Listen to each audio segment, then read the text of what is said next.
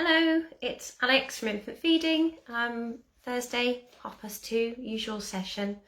I'm on my own today, got no Naomi, but we'll hopefully be working again together tomorrow. Next week. She's busy on the wards at the moment, so I'm doing the session on my own today.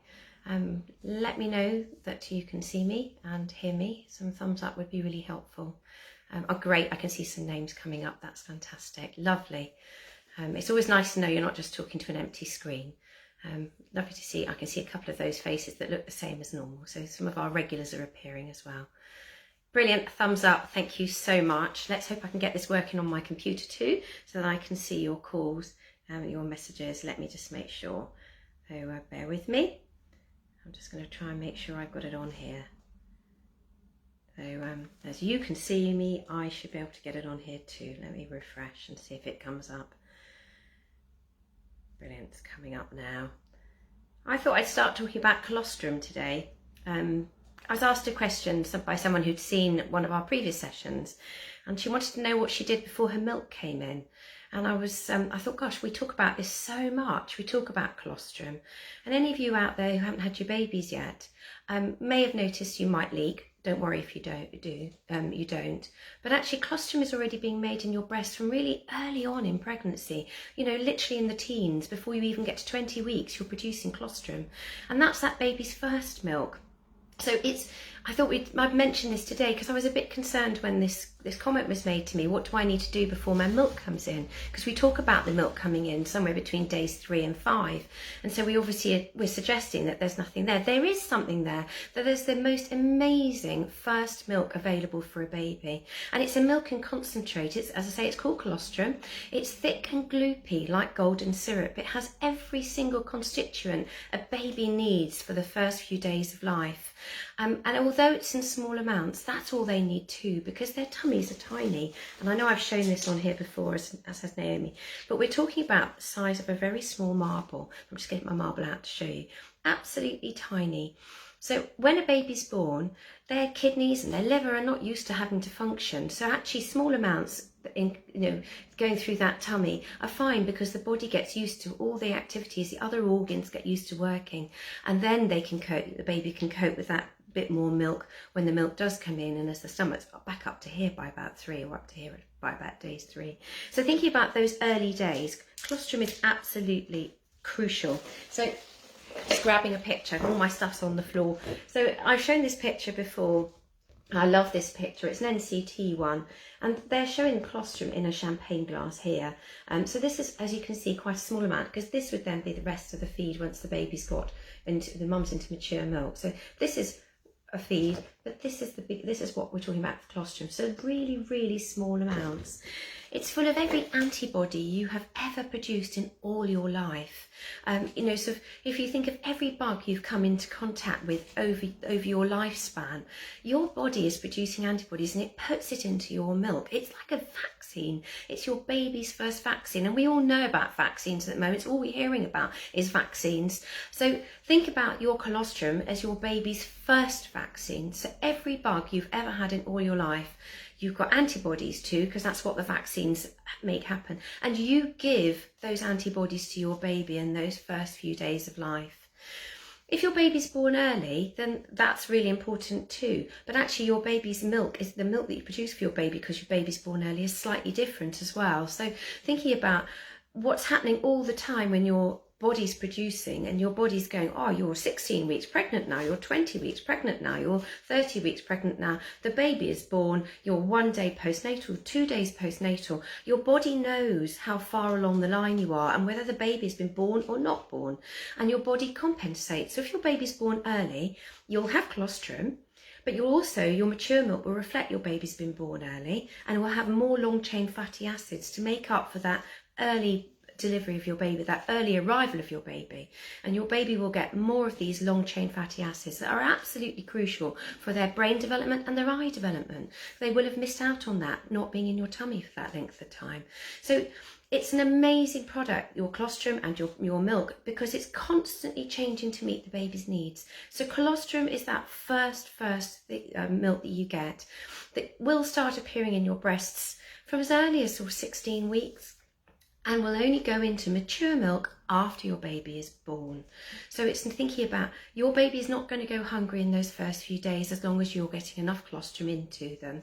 So it's being aware of, we talk about 4 reliable signs, looking for those poos and Ps, making sure they're increasing on a daily basis, being in contact with your midwives. So anyone out there thinking, what does my baby get before my milk comes in, somewhere between days 3 and 5, don't worry, they get colostrum, and colostrum is irreplaceable, absolutely unique to you, and a fantastic start for your baby. I can see I've already got a question. I'm going to shoot down onto my computer and just pull it up. Let's see if I can see it. I can see it on the screen and it's not appearing on here. Let's just see. So I can see it there.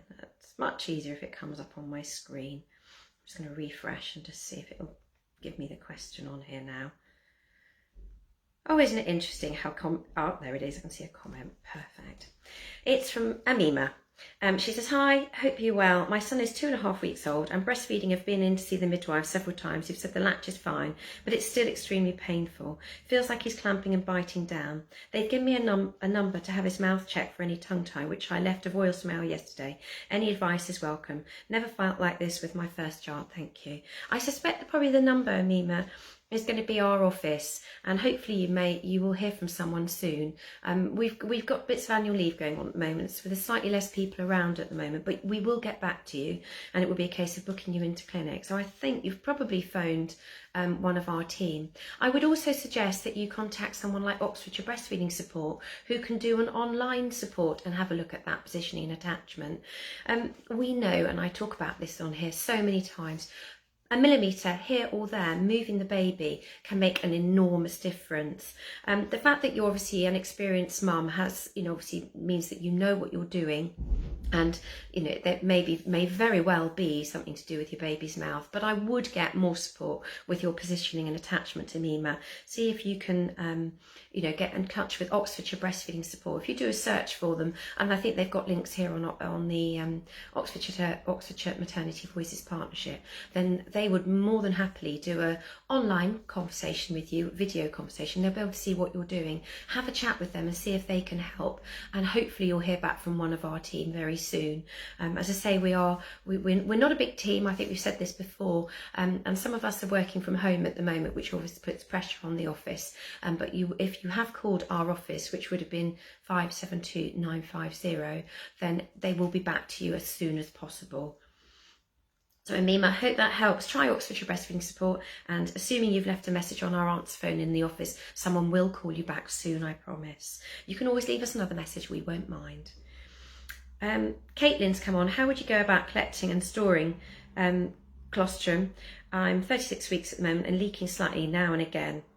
Oh, they're coming through thick and strong, these messages. Let me just see if I can get all the messages up because they're dropping out of sight. Bear with me, let me see to get them all up. I'm going to have to look it on here then. Isn't it annoying sometimes when the tech does not work? Let's see if I can see the rest. I didn't see all of that question. Right, I'm going to do it on my phone, and let's try and make sure I don't turn the camera or something, which is my usual trick. So we've done that one.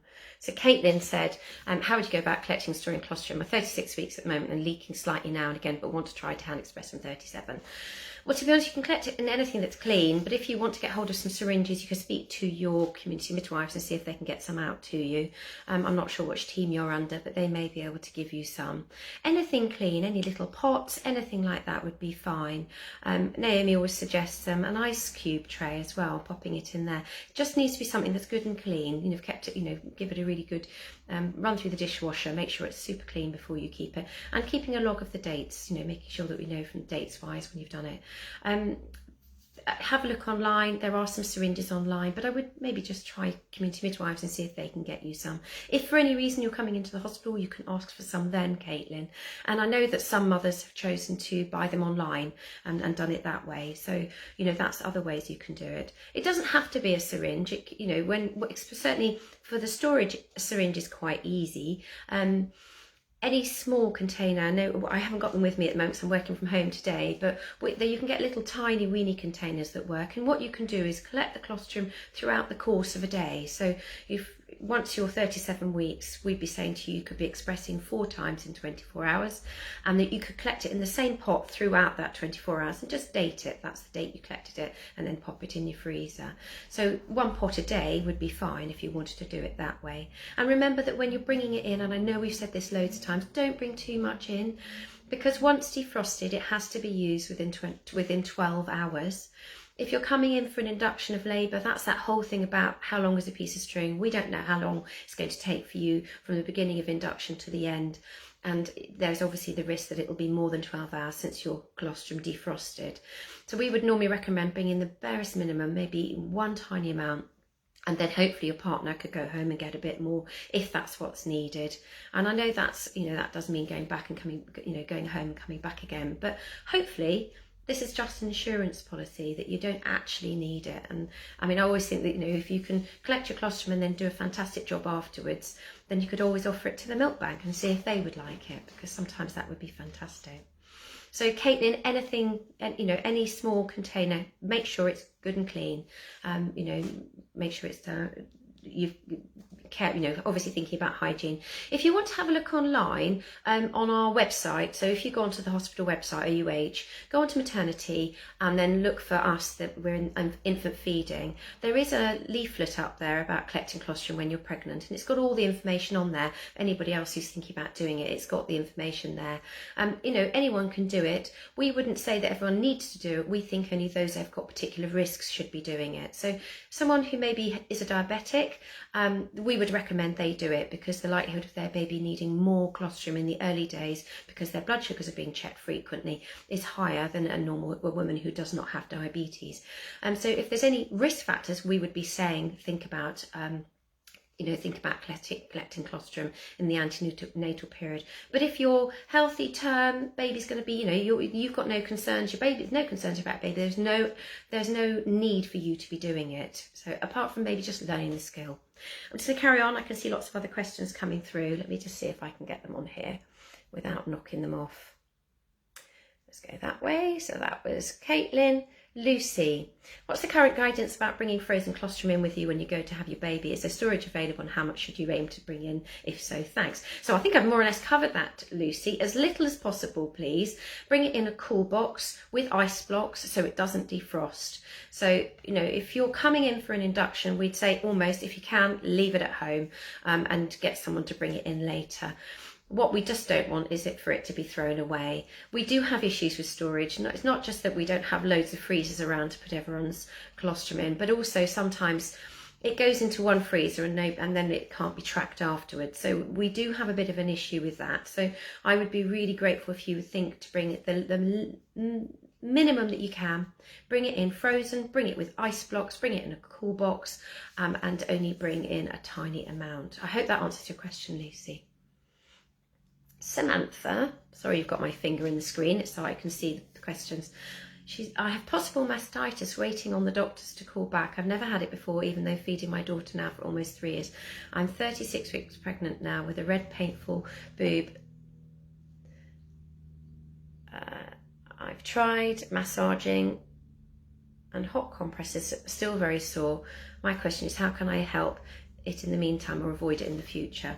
Milk removal is going to be the best thing, which is I think we're trying already as well. So warm compresses to get the milk moving. In between times, cold compresses to take the inflammation down would help as well. Sadly, as you're pregnant, I can't tell you to take ibuprofen, so please don't do that. That would normally be what we'd be suggesting.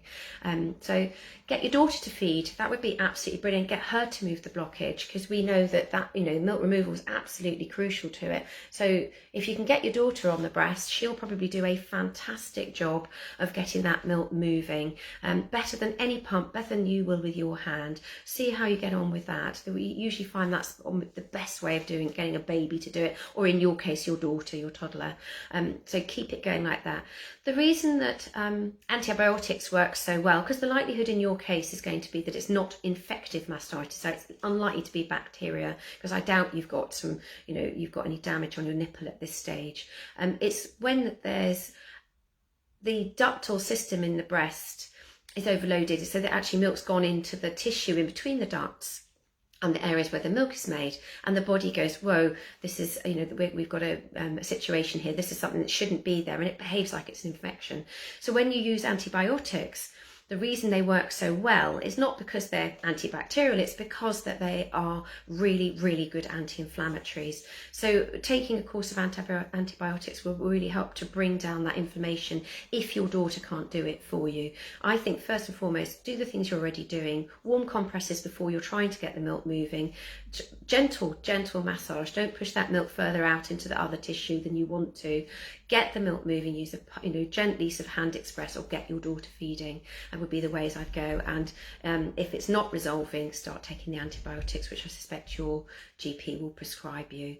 And obviously make sure that your GP is aware that you're pregnant and feeding, and there will be antibiotics that are absolutely no problem you taking. And I'm really sorry you're struggling with this. It's not much fun, and you can feel so rubbish with it. It really comes on like a freight train. It hits you and you feel so dreadful.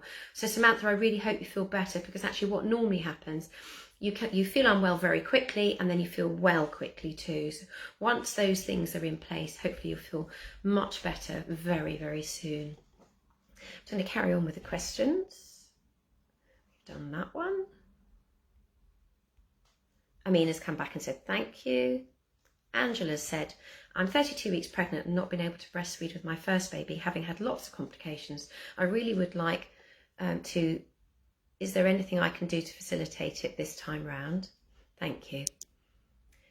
Oh, we've gone off screen. What have I done? I turn the camera again. I did. I've done that before. That's why I like doing it on my lap normally. Angela, just wondering what sort of complications you had last time, because we are trying to support people who've had problems before doing antenatal conversations on the telephone. I obviously don't want you to have to go into the details here, but we are very happy to talk to you about this. One of my colleagues is actually taking over a lot of the antenatal side of things. If you want to get in touch with us, we could put a date in the diary and she can have a chat with you probably around 36 weeks and talk through what happened last time or what plans you could put in place to try and prevent that happening again. So I think, Angela, if you're up for it, then actually if you could get in touch with us, you can either email us at infantfeeding.team@ouh.nhs.uk. I know that's a bit long-winded, sorry.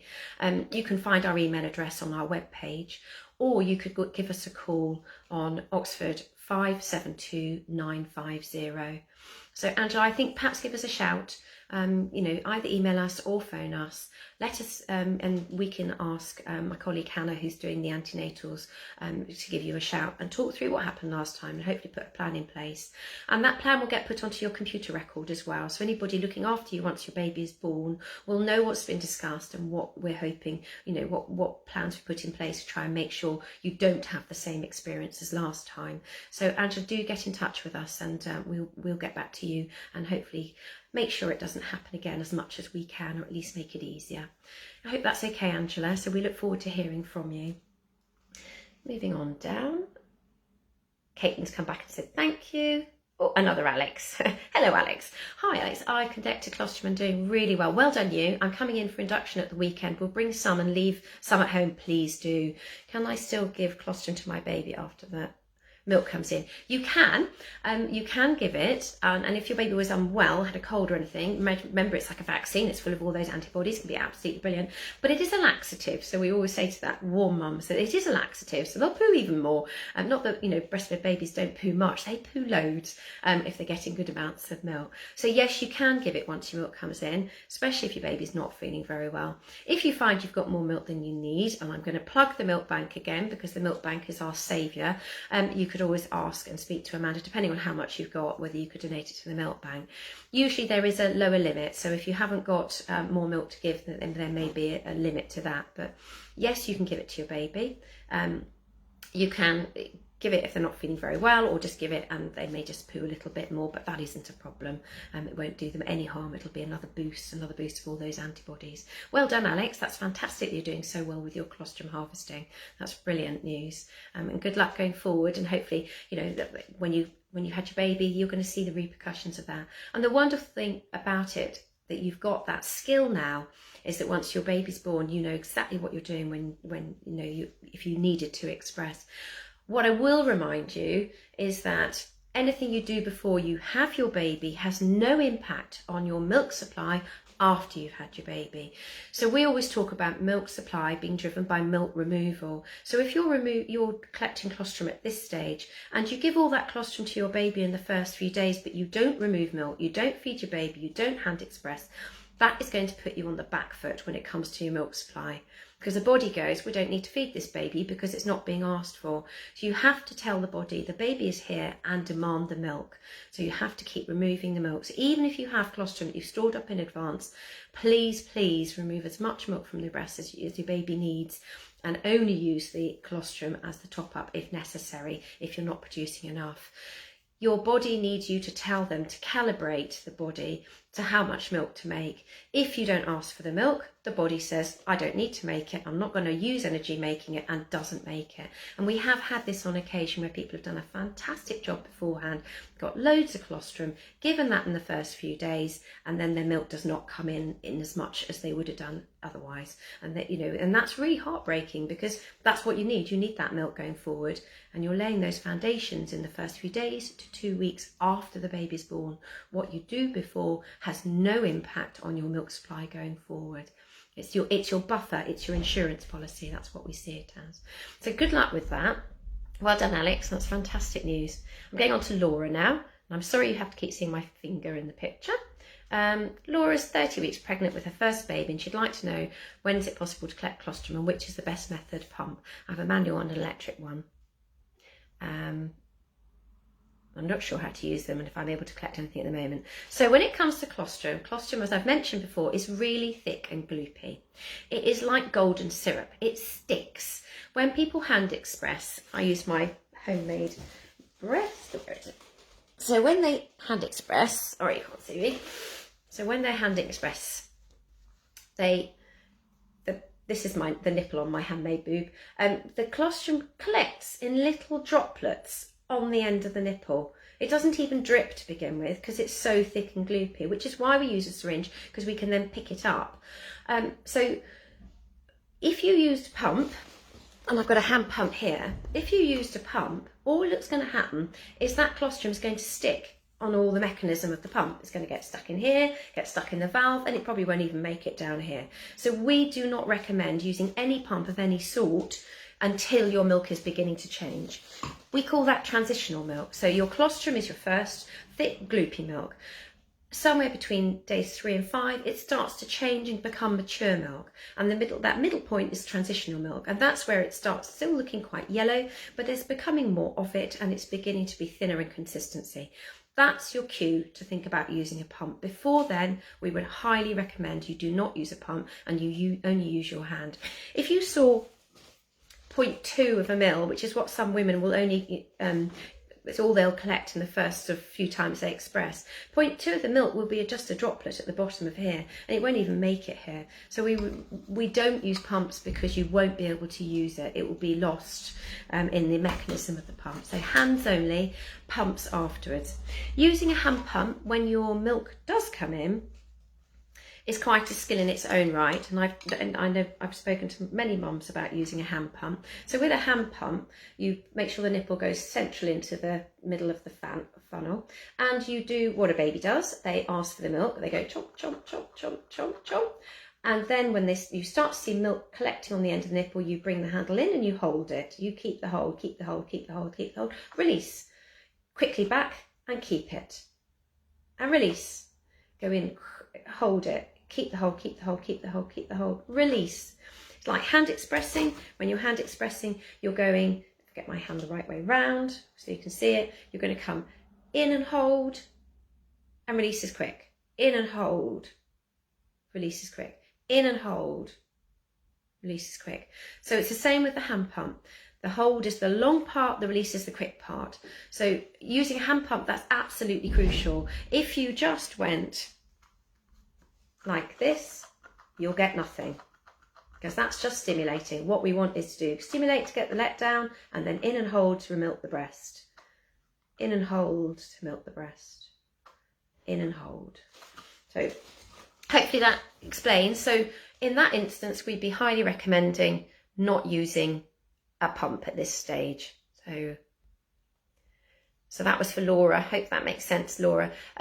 You know, and then moving on to the pump. And sometimes we have mums who do really well with their colostrum, and we might start a pump slightly earlier, but it would be individually, but hands first, and we get the best response from hands. So moving on down, I've got Mellie's here. Once you sterilise an item, bottle, nipple, shield, how long does it stay sterile after, when it will need to be done again before we're giving it to the baby? Well, first and foremost, if it's anything that you're giving your baby that's only had breast milk in it, you don't need to sterilise. So breast milk is full of antibacterial properties, and it literally fights off bacteria. It is a live product fighting off bacteria. So if you're only putting for instance, if you're using a pump and this is your breast milk, you're not going to need to sterilise it. Wash it in hot soapy water, rinse in hot water, dry it with a clean tea towel or paper towel, or put it through the dishwasher. That is sufficient. When it comes to sterilising, if you're using a steriliser, then we would go with whatever the recommendation is on their equipment. So usually it'll tell you, if you're using a steam steriliser on the side, it'll tell you, you know, it will stay sterile for X number of hours. The reason that we need sterilising equipment is if you're using formula. Formula is not a live product, and it's somewhere that bacteria can proliferate and grow, and that's why it's a risk for babies. So if you're using the same bottles to put breast milk or teats to put breast milk and formula milk in, then every time you use formula milk it should be sterilised. If it's only being used for breast milk, then that's just fine. So you don't need to.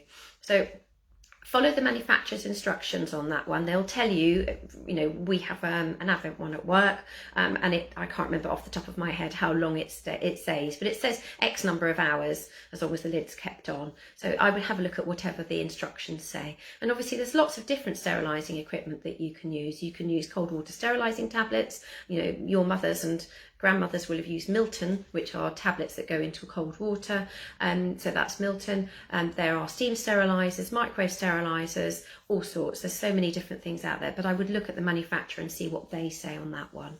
And as I said, if it's just breast milk, we don't worry about sterilising, because your breast milk is very different to formula milk. I hope that helps, Melly. Rebecca has said, if you hand express colostrum before the baby's born, does that mean that the milk comes in earlier after birth? I can't get my head around the concept. No, it doesn't, Rebecca. What it means is that you've got the skill to hand express, which is great. What brings your milk in is you delivering your placenta. So once your placenta is delivered, the progesterone in your body, which is a hormone that your placenta is pumping out into your body, drops. So because it's not there anymore. You've had prolactin in your breasts, in your body for ages, months and months, and the prolactin levels, which is what produces milk, are really high, but they can't work because progesterone's blocking them. And once progesterone is gone, the prolactin can work, but it takes a few days for the progesterone levels to drop and the prolactin levels to start working. So the impact, the reason that your milk starts coming in is dropping progesterone levels, so i.e. delivering your placenta. Things that can delay your milk coming in are delayed skin-to-skin contact. That's why we go on and on and on about getting your baby skin to skin, keeping them skin to skin, getting that first feed in skin to skin. Don't hand your baby over to anyone else. Don't keep the baby off the scales until after the first feed. Do anything like vitamin K or OBS on you. Keep your baby there, even if you're being, you know, you're having to have be stitched. As much as possible, keep your baby on you. That helps get that whole thing going, get your milk coming in. So the biggest impact is keeping your baby close as much as possible, keeping them skin to skin. That can have a really big impact. But the thing that actually makes your milk come in is the dropping progesterone levels. So collecting colostrum beforehand does not impact.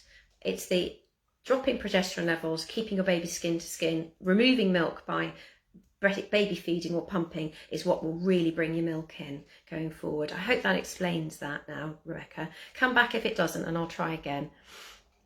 Charlotte's come up with, oh, hello Charlotte, one of our regulars. She said she hopes I'm okay and keeping safe. And she's talking about her lovely Alicia. She says, oh, she's got lots more teeth. She's 9 months already. How amazing. And sitting. Wow, we've watched this baby grow up. It's amazing. So, and she's saying hello to all you other mums in lockdown. It is really tough. I know. It's pants, isn't it? Samantha's come back and said thank you, brilliant. Carolina, her son is 2.5 weeks old. At the beginning, I had been told to feed him 8 times in 24 hours as he didn't wake up for a feed and didn't gain weight. Now he's waking up and demanding the feeds. Would I still... I've got to go back to the beginning of that. Oh, it's a bit longer than I expected. I've had to unload the rest. Gaining weight. Wake him up for feeds, didn't gain weight. He's waking up and demanding the rest. Would I still need to stick to the 8 times and make sure he's feeding every 3 hours? Sometimes he can go without feed for 4.5, but other times he's asking every 1.5. His weight is now over his birth weight. You're doing a fantastic job. That is exactly what we're expecting. That's over a 24-hour period that you're going to have. You are looking for 8 feeds, but not 3 hourly spaced. Once your baby's gaining weight appropriately, we're not worried. We know that the baby will ask for the feeds when they want them. So if he's doing 4.5 hours between some feeds and much closer for others, he's probably going to average out 8 feeds in 24 hours, and that's all we need. And then you watch the poos and the wees, and we've talked about this over and over again. We're looking for those poos, and he's 2.5 weeks now, isn't he? I think you said. Yeah, 2.5 weeks now. So he should be doing at least 2 yellow stools a day, at least 2-pound coin size, this sort of size, and 6 heavy wet nappies every single day. And as long as he's doing that and he's gaining weight appropriately, you can let him tell you when he's hungry. But remember, as a mum, you have the right to also say when you want to feed him. So if he's gone 4.5 hours and you're thinking, well, I'm feeling so full, I really need to feed him, pick him up and give him a feed. We call it responsive feeding, not demand feeding anymore. And the lovely thing about responsive is it's a 2-way process. So you have the right to say to your baby, now I need to feed you because I'm feeling so full. Or maybe you're sitting there and you're feeling a bit low, as many of us are at the moment. It's been a really hard year and many of us feel quite on the brink at times. If you're sitting there thinking, oh, I'm feeling like I really could do with a bit of human contact, picking your baby up and giving your fit baby a feed is a really good thing to do. What that does is it boosts oxytocin in you and your baby. And oxytocin is that feel-good hormone. It's the hormone, it's the love hormone. So if you're feeling a bit low and you're thinking, well, it's not necessarily looking for a feed, offer your baby a feed. They rarely will say no, and it might make you feel a bit better too. And it's lovely having that close contact, and babies love it too.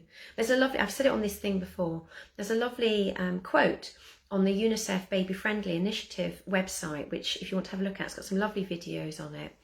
And it says, I feed my baby for comfort. The nutrition sorts itself out. So feeding is as much for comfort as it is for nutrition.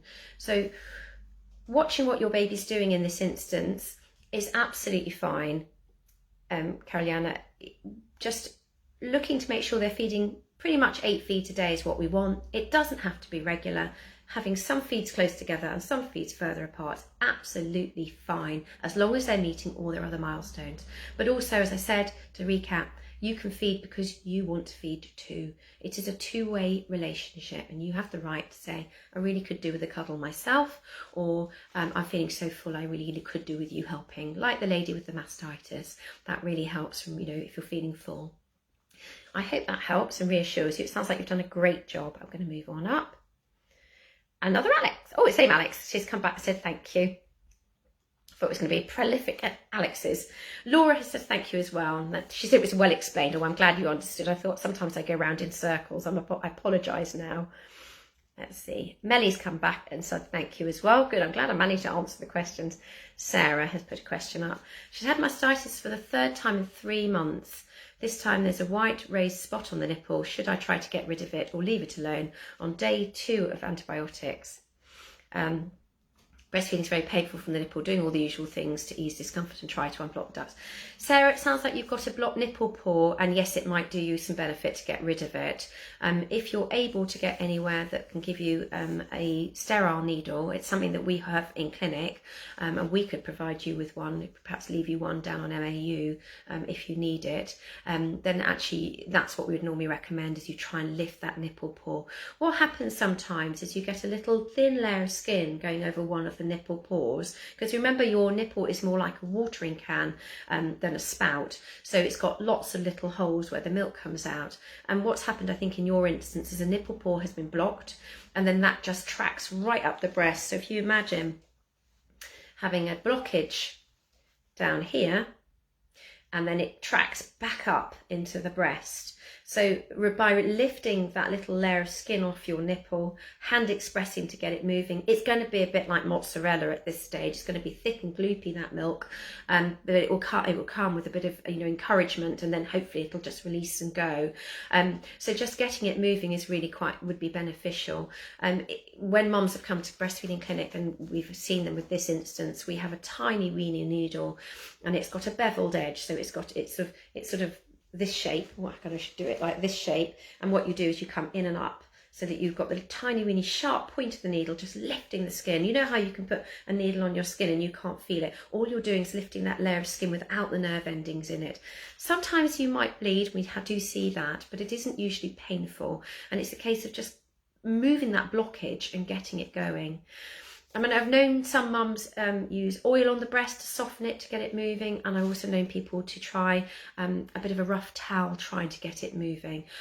Certainly when people come to us at clinic, we do tend to use a needle, because we can really target just that pore and not the rest of the nipple. So Sarah, if you're able to sort of get a nice sterile needle and just lift the end off it, then that may help move it. Get hand expressing, get moving it, and see how you get on. I can see more questions coming through. I hope that was all right, Sarah. Let's just see what else we've got going on here. Poor you, Sarah, that's rubbish though, third time round, it's awful. Cassie, oops, let me see what Cassie's written. Cassie's written, my health visitor asked today whether my baby 3 weeks old is emptying each breast when he feeds. I honestly answered I wasn't sure. However, she didn't tell me how I would know.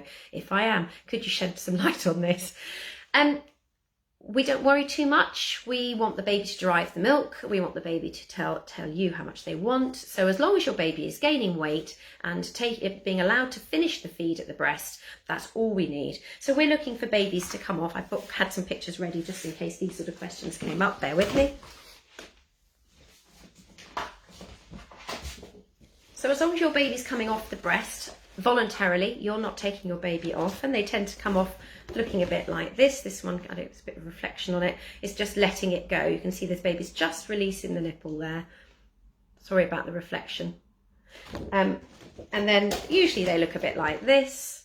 So you can see this baby's had its fill. You can even see it's dribbling some, it's had more than enough. So if your baby's coming off looking like this and is happy and come off on its own, you haven't taken it off, then we say they've done what they want on that breast. We don't worry about empty. In fact, your breast is never empty. Your breasts are constantly producing milk.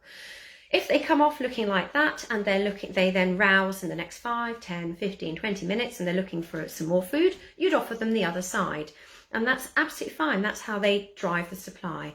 And by about 6 to 8 weeks, even if you've had more milk than you need, you normally start to find that you're getting just the amount of milk your baby needs going forward and not much more, because your milk supply doesn't change thereafter. So we don't worry about emptying breasts. What we want is a baby to come off on their own, in their own time, without being taken off too soon. And I think that's possibly what your health visitor was worrying about. Is your baby coming off too soon? And it comes back to this, but 1 or 2 breasts. So we would always say a breastfeed is both breasts offered. And any mom who's been coming through the hospital recently, have been hearing our talks on the wards, will know that I keep saying it's like going to a restaurant and being offered pudding. Sometimes you want it and sometimes you don't, but it's nice to be offered.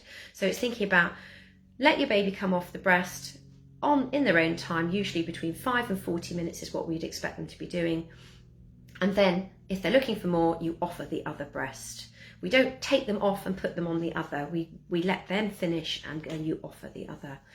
I hope that makes a bit more sense. So as I say, the breast is never actually empty, but what we want the baby to do is take what they want. Sorry, I've gone on about that, Cassie. It's a bit long-winded. Samantha has said, had a 7-day check as a little girl, slightly jaundiced. She's now 9% weight loss. They've suggested pumping and giving a bottle. I'm concerned about giving giving a bottle. I'm concerned about giving a bottle when she's feeding for 20 to 40 minutes at each time, every 3 to 4 hours, and I don't want to confuse her. If she's 9 days and still 9% below her birth weight, I'm hoping that means that she's gaining.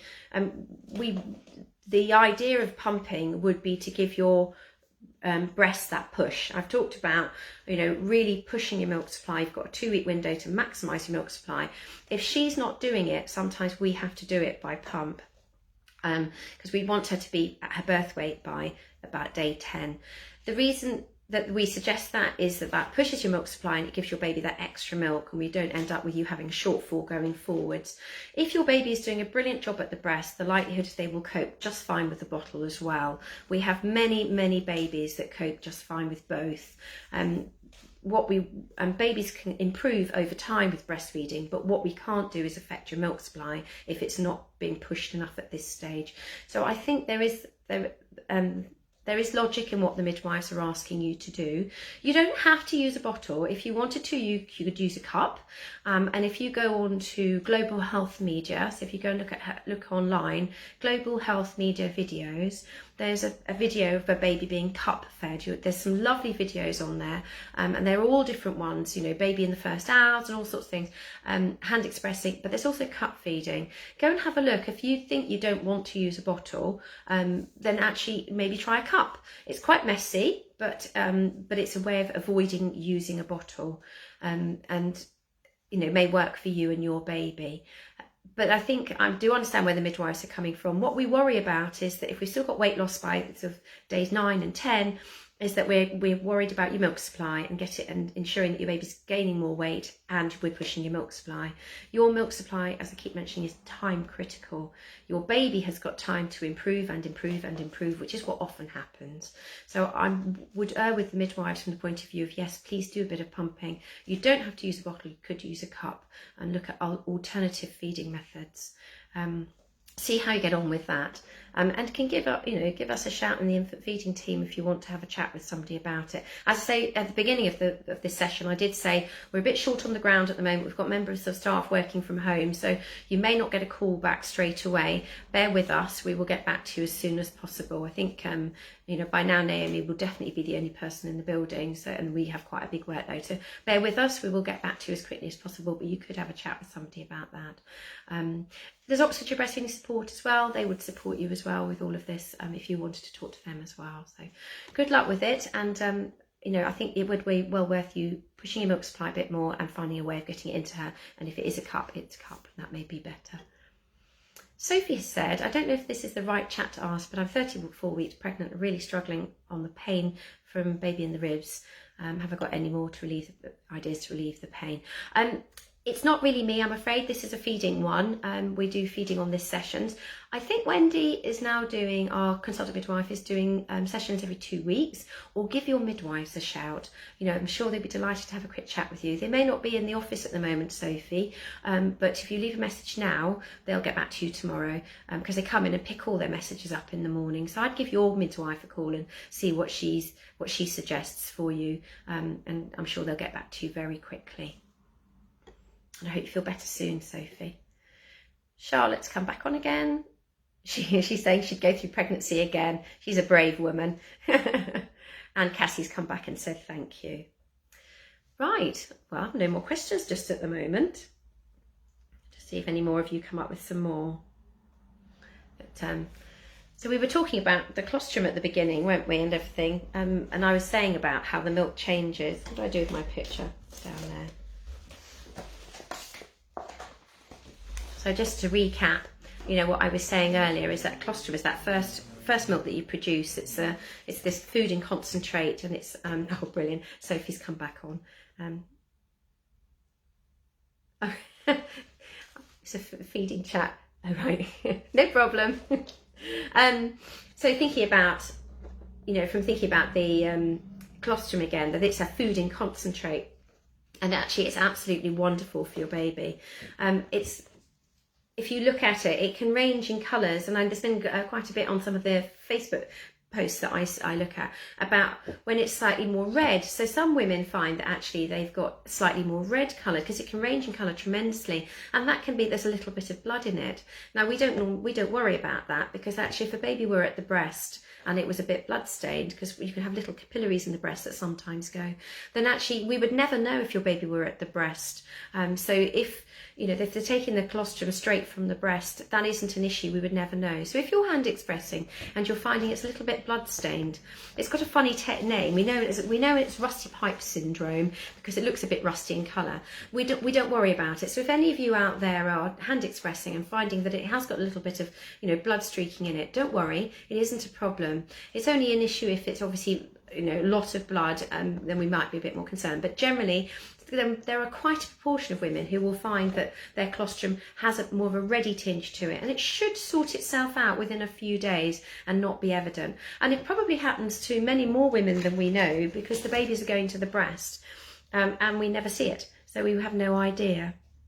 So from that point of view, if you do end up with this rusty pipe syndrome, don't worry about it. It resolves within a day or two, and it won't do your baby any harm at all. So, but just thinking about the colours of colostrum, it can be a very, very deep orange, and it can go through to almost clear, translucent. And it's incredible when you look at women who are expressing, and I already mentioned that the nipple is more like a watering can with lots and lots of little holes. And I've been there many a time with mothers, and they're hand expressing, and they're doing their hand expressing, and I might be collecting with a syringe, and from different pores in the nipple, it's coming through in a different colour, so that you might get one pore, it might be coming through translucent, and another pore it's coming through deep yellow, and that's not uncommon too. So just thinking that there's such a variance of what we call normal, that don't worry with what you get, because I'm sure you are normal. There's just a huge spectrum of what is normal.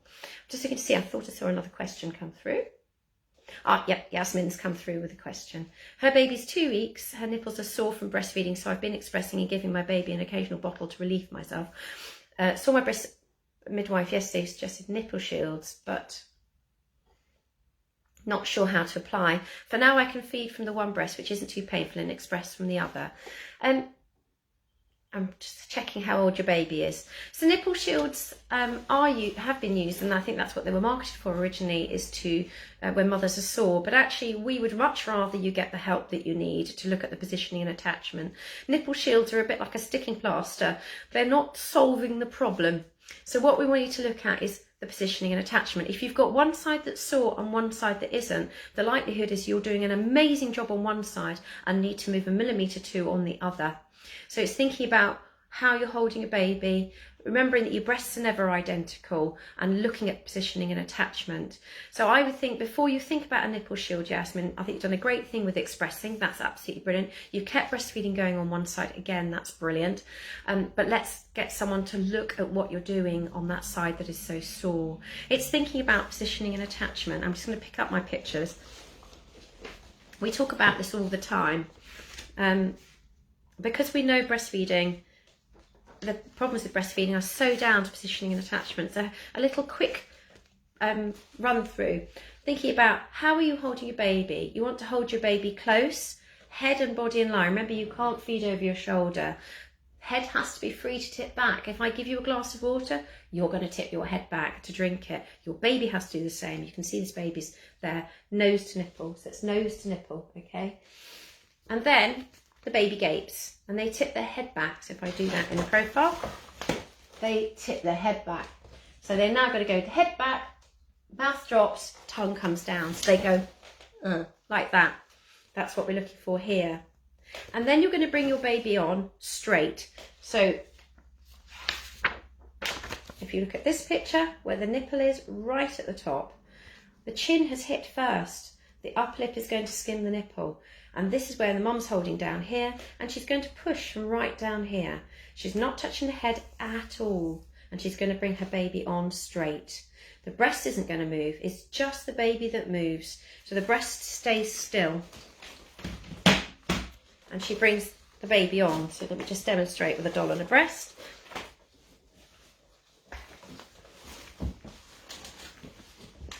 So, and it's thinking where you point. So if your breast points down there, your baby needs to come from here, okay? If your breast is up here, your baby comes on here.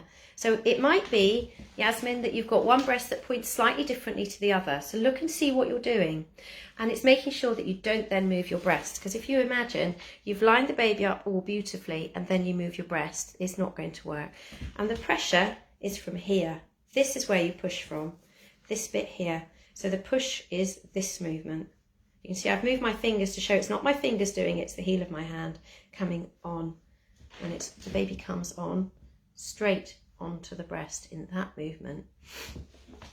If you're struggling with that, I would highly recommend talking to someone from Oxfordshire Breastfeeding Support or one of us, getting us to do an online call if we can to see what's happening.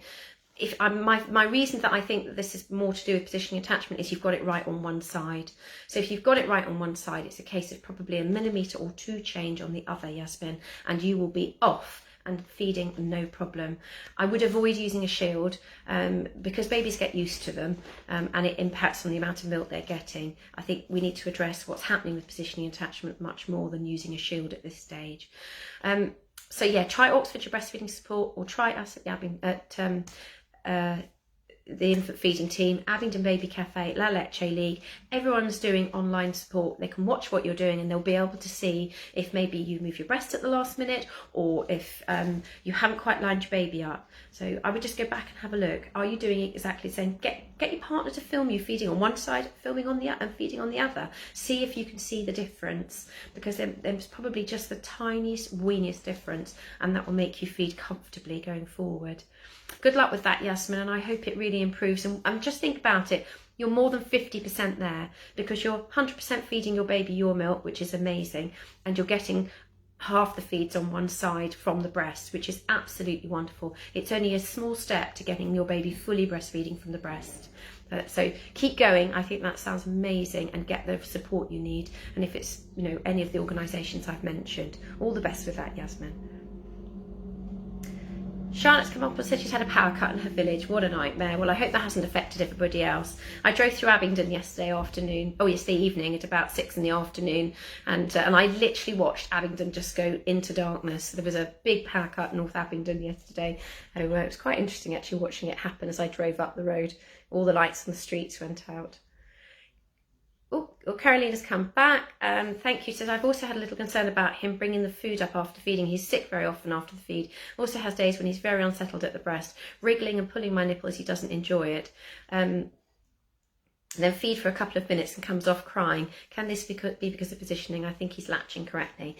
It can be because they get really clever and they know what they want. So if it's not quite right, they tell you. I can't remember how old your baby was now, Carolina. I'm just thinking about, one of the things we talk about on this programme is how babies grow. So when you start feeding, you've got your baby here, and as the baby grows, mums will often keep them in the same place, and it's remembering that your baby gets bigger and has to keep coming round. So in the end, you end up with more and more baby going round you, because you always want to keep the head, nose and to nipple here. So what we don't want is this baby central here. We always want this baby coming round and round and round, and it's allowing for that baby to be doing that. So it's 2.5 weeks. Yeah, it's only tiny, so that's not really going to affect you as yet. But I would look at positioning attachment.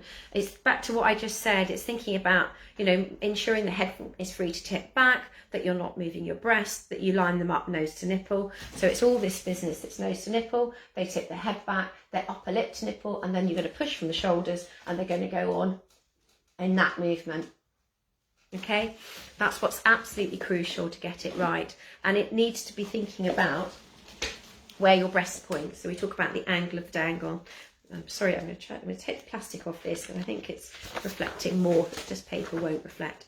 So if you look, this lady's got nipples that stick straight out, so the baby comes straight on. This lady has got, this is what we normally see. These are the majority of the women that we see. They point slightly down and usually slightly out. So her baby's coming up to the breast. And this lady's nipples are right down, so that baby's literally underneath the breast. So think about, where does your breast point? And it's very possible that, you know, as with the other lady, that if you've got one side working and one side not, then actually your breasts aren't quite the same. No one has identical breasts. So it's thinking about, where does your breast point, And are you bringing your baby on in the right angle for the breast? That breast, you can't be the same for both. So think about that breast. The other thing that sometimes helps is if one side works well, thinking about the last question, is to do the same hold on both breasts.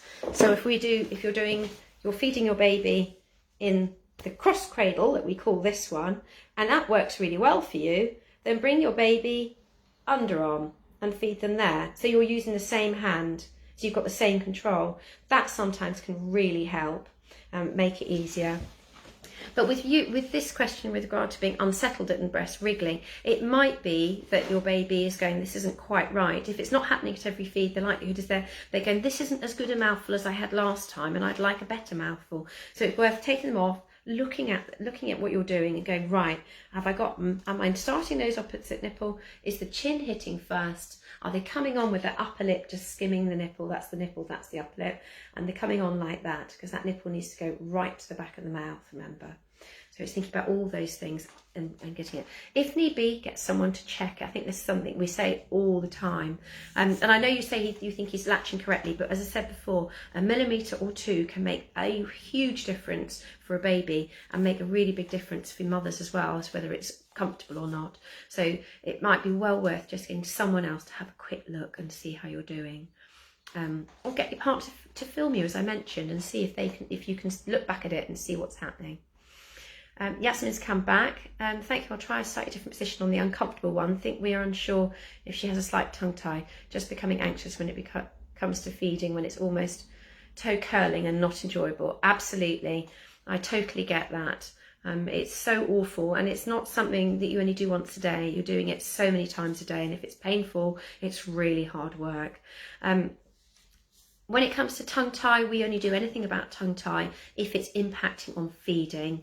So, the first thing we will always do, if anybody comes to see us at the breastfeeding clinic, the first thing we do is look at positioning and attachment, because we can often make huge differences in positioning and attachment.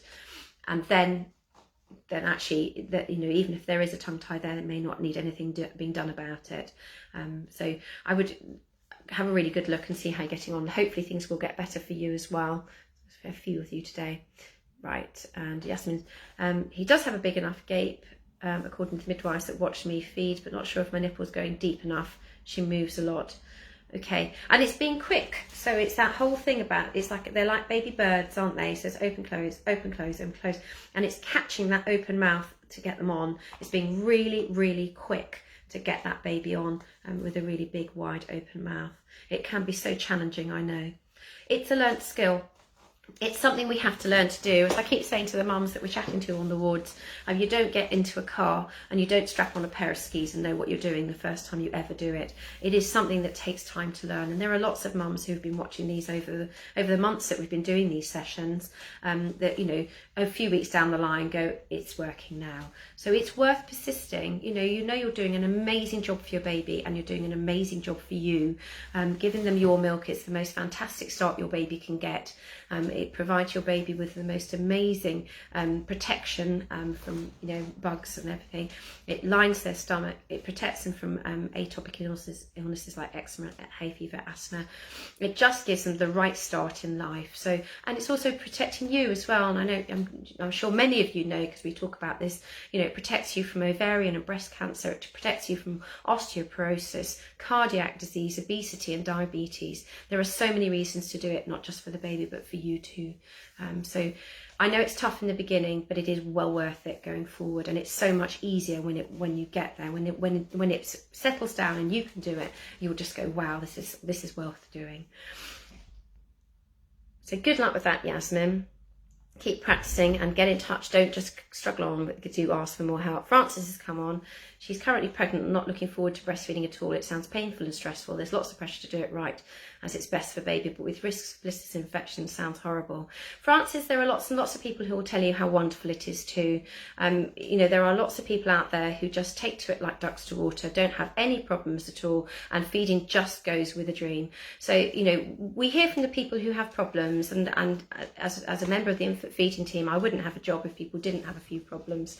But a lot of my job is trying to make sure people start and have, start on a good footing and get on, have a really good experience. I think there are so many women out there who will tell you how wonderful it's been for them, how it's an amazing mothering tool, and so many women do not have problems. So and if you think about it, mankind has been breastfed or chest-fed, whichever way you want to put it, for millennia. We wouldn't be here if it wasn't for it.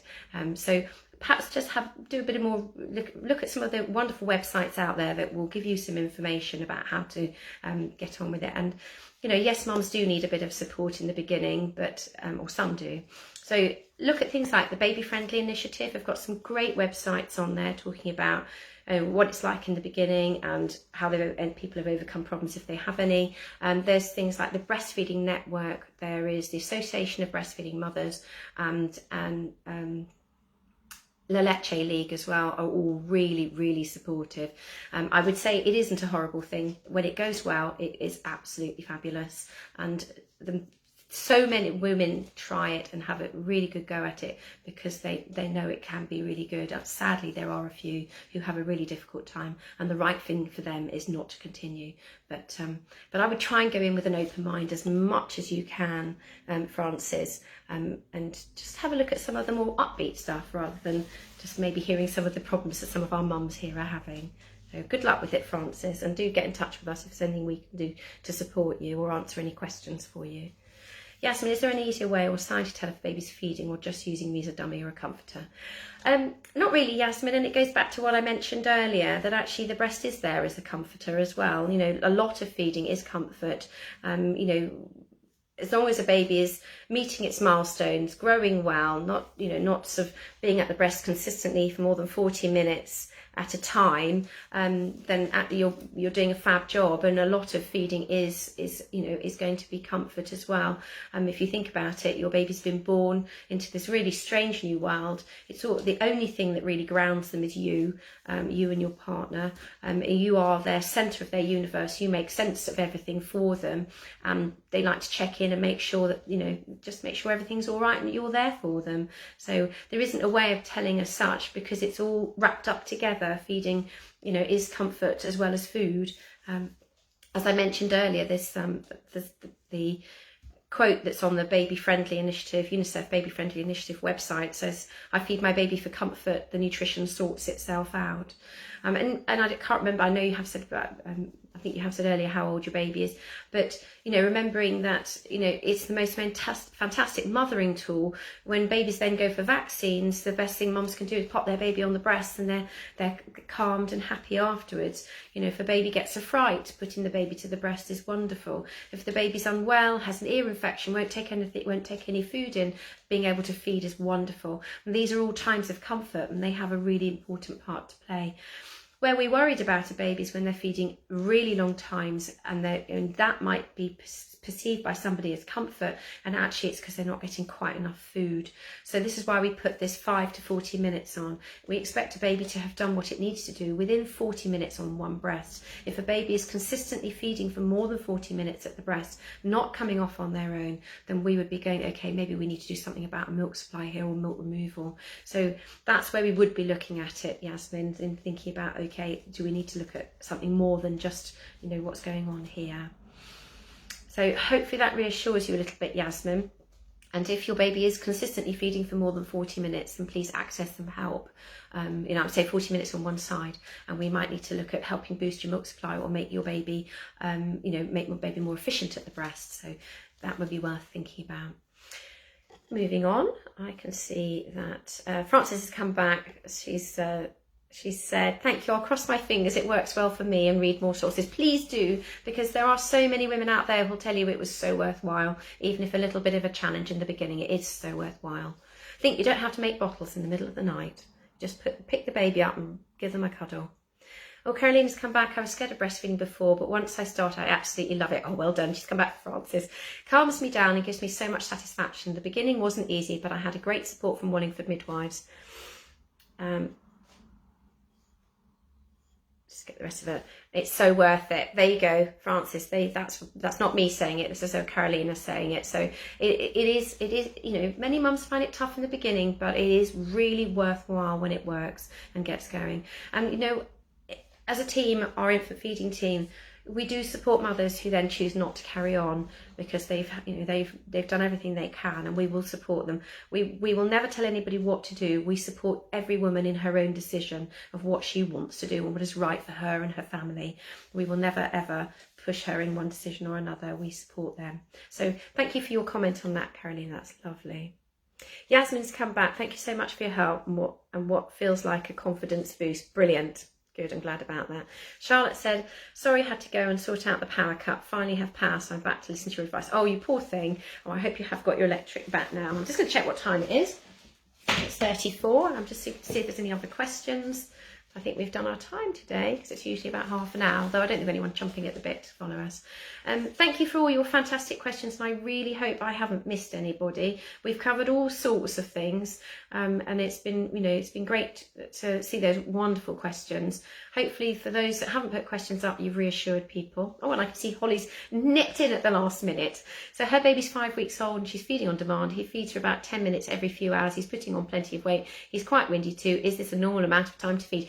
Yes. If your baby is gaining weight and pooing and weeing appropriate to age, we do not worry. If it's anywhere between 5 and 40 minutes, that's fine. You have probably got a really good letdown, so your milk comes down really quickly, and a baby who's really efficient at the breasts. And count your lucky stars, Holly. Be grateful, because there will be people out there who'll be so jealous. So that's wonderful. So that's a lovely example of showing, that some babies can do it in a really quick time. And it's amazing how, I don't know, Holly, if you have other babies or at all, that actually you can have a mum who'll have one baby that will feed really quickly and then another baby that won't, because they're all individuals. They're all very different. People say to me, but this is very different to my last baby. And my answer to them is always, are you the same as your brothers and sisters? And they'll go, no. So, well, then you can't expect your children to be the same. So every child is different. So count your lucky stars here, Holly. A 10-minute feed is fantastic. He's putting on plenty of weight. You're doing an amazing job. He's quite windy too. That may be just him. I would maybe just have another look at positioning attachment again. Just make sure it's as good as you can get it. Yeah, she's just come back and said, Holly's just come back, said her first son fed for a bit longer. It's quite often what we find is mothers with second babies, the milk comes in a bit sooner and a bit more. So it might be that you've just got the most amazing letdown, Holly, and your baby is benefiting from that big time. It might be that in the beginning, when you're the milk's being let down, your baby's struggling a little bit then, and that might be when the wind happens too. But and it's always worth looking at positioning and attachment on that one. Just make sure you've got it as good as you can get it. But well, so I think I'm going to say thank you, because it is now 15:37. Thank you all for your questions. That was a quick, sneaky one in from there, Holly, which was a lovely one. Thank you for that. And reassuring for mums that, it doesn't always have to be 40 minutes. Some babies will feed for only 10. I hope Francis is going off with a little bit more confidence that it may not be all awful, because it isn't, and I'm so glad that Carolina came back and put her comment up too. So thank you very much to all of you for your questions, and hopefully next week it'll be me and Naomi together, so you won't hear just my voice, you'll have both of us. And think about your questions between now and then, and good luck. And the ladies that we suggested get in touch, please do, particularly that lady 32 week who'd had a few problems. Get in touch and we will try and book you in for a conversation before you have your baby and get a plan put in place to try and make sure you don't have the same experience again. Until next week, thank you for all your questions. Bye bye.